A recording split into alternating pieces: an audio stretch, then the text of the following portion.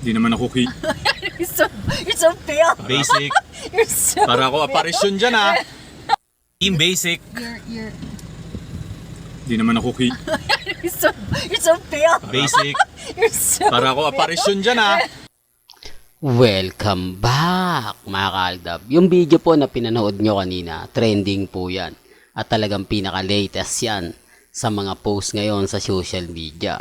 Di po ba? Iba po talaga kapag ka-updated ka, kapag may mga trending, viral, pinag-uusapan, hindi naman po tayo magpapahuli. Di po ba? Kahit po sa Facebook, siguro naman po, napanood nyo na yan. Ganyan ang kagandahan nyo po dito po sa channel ni Mr. Destiny. 101% updated po kayo.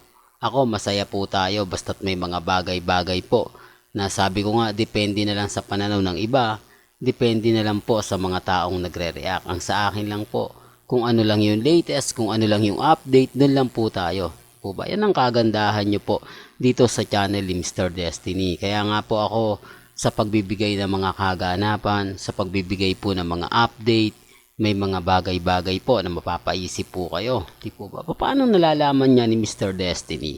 Ano nga po ba ang rason kung bakit napakaraming alam ni Mr. Destiny? Di po ba? Sabi ko nga po sa inyo kapag tayo nag-trending, talagang alam na alam po nila. Kaya nga po, guilty sila kapag ako nagbibigay ng update. Ako, si Mr. Destiny, sasabihin na naman yan. Trending na naman sila, Mengay at si Alden. Aldab pa rin, trending. Totoo naman po Lalo na po kapag ka-updated po sila. Yung iba po kasi mga kaaldab, hindi naman po talaga nakatutok sa social media. Yung wala naman po talagang alam. Yung nag-aantay lang po kung ano yung latest, nag-aabang lang po kung ano yung trending.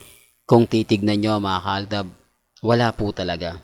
Di po ba? Yan ang isa sa kagandahan nyo po dito sa channel ni Mr. Destiny. Sabi ko nga, kung gusto nyo lang ng pinaka-latest, kung gusto nyo lang ng mga update, dito lang naman kayo pupunta sa channel ni Mr. Destiny. Kasi kaming mga Aldab Nation, Aldab Soko, yan naman po yung inaabangan namin. Makakuha kami ng update para po kay Mengay at kay Alden Richards. At kay Alden, di naman po kami nahihirapan. Basta may mga ganap to, may mga update to, agad-agad naman po namin nalalaman. Hindi po katulad ng iba. Hindi po katulad nila Congressman Spotted. Di po ba? Yun naman po yung katotohanan nila Mengay na hindi niya binibigyang update ang mga followers po nila o mga army at main fanatics. Pero bago tayo magsimula at bago natin pag-usapan ito pang mga kaganapan po ngayon, kung bago ka lang sa channel na to at isa kang true-blooded Aldab Nation na nagmamahal po kina Mengay at Tisoy, tama po ang channel na pinuntahan mo. Kaya consider na po kitang bagong subscriber. At huwag mong kalimutang i-share ang mga video po natin sa mga mami, sa mga titas, at sa mga senyor. Well, may kanya-kanya tayong opinyon. May kanya-kanya po tayong reaksyon sa bawat napapanood, nakikita, napapakinggan po ninyo. May kanya-kanya po tayong paniniwala. Yan naman po ay nire-respeto ko at ginagalang. Ngayon, mainit po ang issue kay Alden.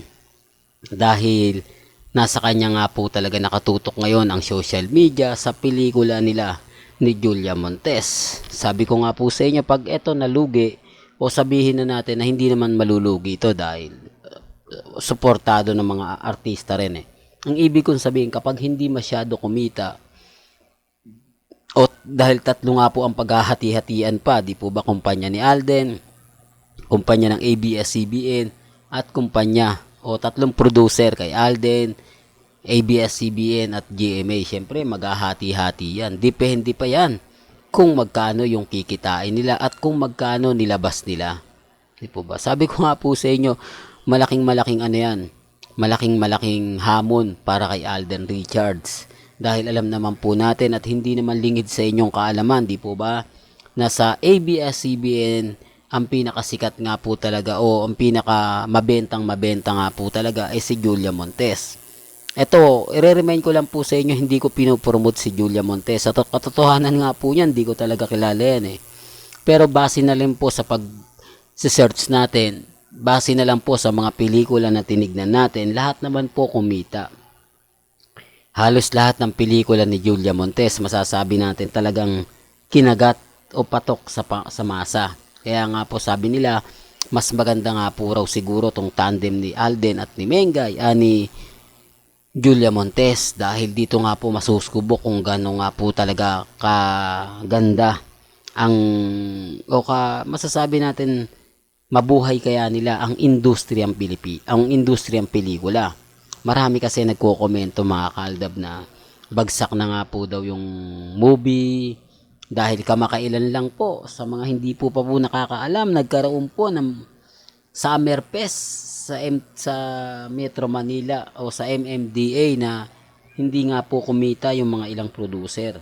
Kaya nga po ngayon, kokonti na lang yung mga gumagawa ng pelikula. Karamihan nga po Viva Max na ang pinakamarami. Kung titignan nyo po sa social media, sa Google, hindi po ba ang pinakamarami, halos linggo-linggo ata may palabas ang Viva Max Para lang klaro, para lang po alam ninyo. Baka sabihin nyo, naku, wala namang alam si Mr. Destiny. Matik na yan pagka sinabi kong ganyan.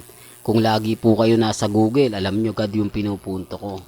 Hindi po ba ngayon nagkakaalaman na kung sino nga po talaga ang totoong updated? Kasi kapag yung binanggit ko na yan, aram ko karamihan nanonood niyan.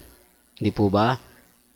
Sinasabi ko lang po yung katotohanan Baka kasi may mag-react, ganito ganyan, etc. Di po ba? Basta sa akin, kung ano lang po yung latest, kung ano lang po yung mga kaganapan, agad-agad ko naman pong ibabalita sa inyo. Sa mga nagsasabing kumbaga wala ng Aldab, okay lang yan. Huwag nyo na pong patulan kasi pag pinatulan po natin yan, tayo lang po yung bitter. Yan naman po kasi yung gusto nila, mag-react ang Aldab Nation, magalit ang Aldab Nation para nasa kanila yung simpatya, sila yung kakaawaan.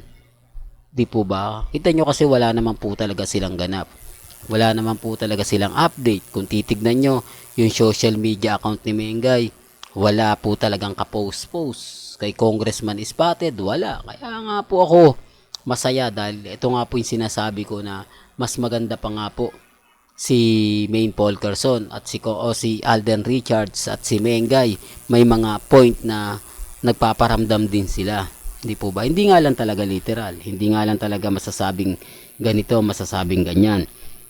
Yung hindi pagbibigay ng post ni Mengay sa Maine Fanatics Army, kumbaga masaya na po ang Aldab Nation doon. Pagpaparamdam lang yun at kumbaga pagpapadama kung gaano pa rin siya kamahal ang Aldab Nation dahil hindi niya gaano sinasaktan. Well, hanggang dito na lang po yung updates natin Kaya kung gusto niya po ng pinaka-latest at sariwang update, abay tutok lang po kayo sa channel ni Mr. Destiny para updated po kayo sa mga bagong video po na ilalabas po natin maya-maya lang. Hanggang sa muli, salamat po sa panonood at pakikinig.